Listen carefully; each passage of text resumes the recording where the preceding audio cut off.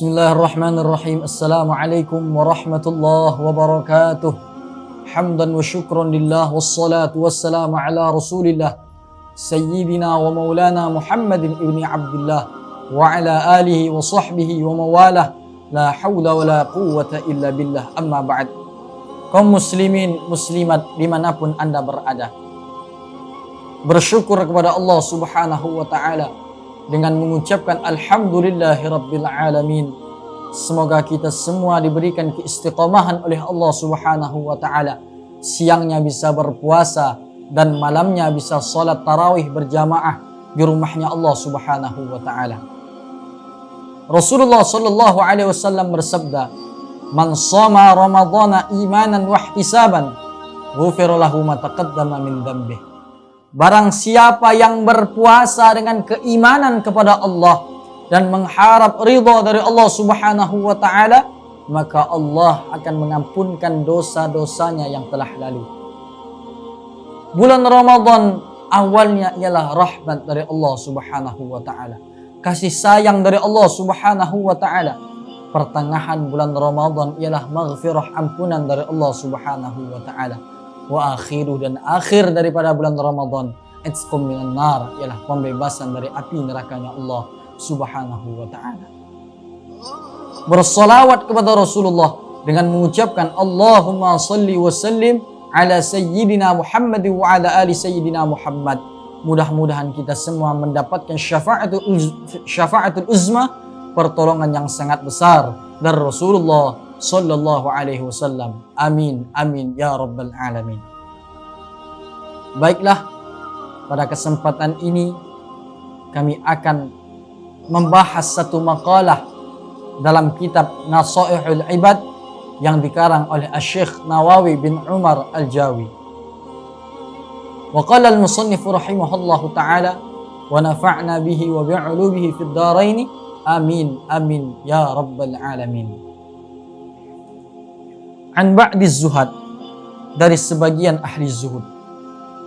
Siapa mereka ahli zuhud? Wa humul ladzina ihtaqarru ad-dunya wa lam yubalu biha bal akhadhu minha qadra daruratihim. Mereka ahli zuhud ialah mereka yang menganggap dunia itu hina, yang menganggap kenikmatan dunia itu hina dan tidak peduli dengan dunia. Akan tetapi mereka mengambil dunia hanya sekedar kebutuhan mereka saja. Mereka yang ahli zuhud, orang-orang ahli zuhud itu ialah mereka yang mengambil dunia hanya sekedar kebutuhan mereka saja. Apa yang dikatakan oleh sebagian ahli zuhud? Man adznaba dzanban ay tahammalahu. Barang siapa yang melakukan sebuah dosa, yang melakukan sebuah maksiat, yang melakukan sebuah keburukan, wa huwa yadhhak ay wal halu annahu yafrahu bi tahammulihi, yang mana dia merasakan kebahagiaan, merasakan kesenangan ketika bermaksiat kepada Allah subhanahu wa ta'ala. Di dalam hatinya tidak ada penyesalan sedikit pun ketika melakukan maksiat kepada Allah subhanahu wa ta'ala. Maka orang yang seperti ini, fa innallaha yadkhuluhun nar wa huwa yabki, maka Allah subhanahu wa ta'ala akan memasukkan dia ke dalam nerakanya Allah subhanahu wa ta'ala, wa huwa yabki, dan dia dalam keadaan sengsara dan dia dalam keadaan bersedih. Lianna haqqahu ayyandama wa yastaghfirullah ta'ala lidzalika, karena seharusnya seorang manusia, seorang hamba ketika melakukan maksiat kepada Allah, ketika melakukan hal-hal yang diharamkan oleh Allah subhanahu wa ta'ala, maka dia ada rasa menyesal dalam hatinya, dan wa yastaghfirullah, dan memohon ampun kepada Allah subhanahu wa ta'ala, beristighfar kepada Allah agar dosa yang telah dia lakukan, agar perbuatan yang haram dia lakukan diampunkan oleh Allah subhanahu wa ta'ala. Karena salah satu sifat seorang mukmin ketika melakukan ketaatan, dia merasakan kebahagiaan. Kenapa? Karena dia masih dipilih oleh Allah subhanahu wa ta'ala ditakdirkan oleh Allah untuk melakukan ketaatan-ketaatan kepada Allah Subhanahu wa ta'ala.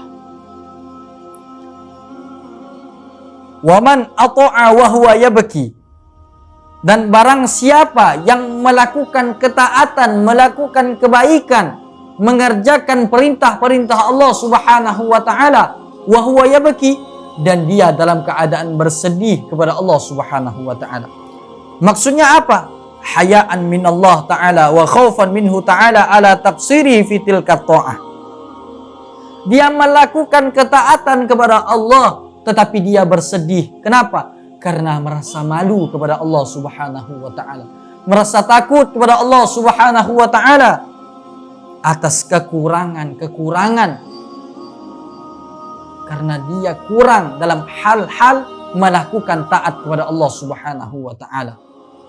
Jadi dia melakukan ketaatan kepada Allah, tapi dia bersedih kepada Allah karena takut kepada Allah, malu kepada Allah Subhanahu wa ta'ala atas kekurangan-kekurangan dirinya di dalam mengerjakan ketaatan kepada Allah Subhanahu wa ta'ala.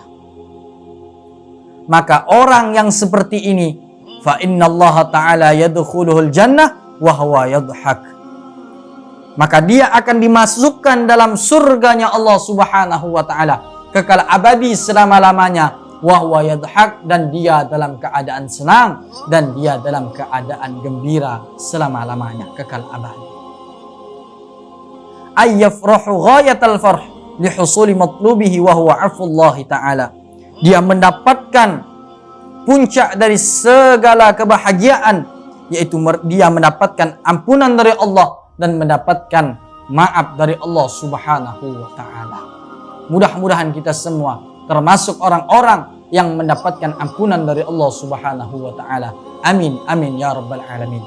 Mungkin hanya ini saja yang dapat Al-Faqir sampaikan. Mudah-mudahan bermanfaat untuk kita semuanya, wabil khusus kepada diri Al-Faqir sendiri. Wallahu muwaffiq ila aqwamit thoriq. Assalamualaikum warahmatullahi wabarakatuh.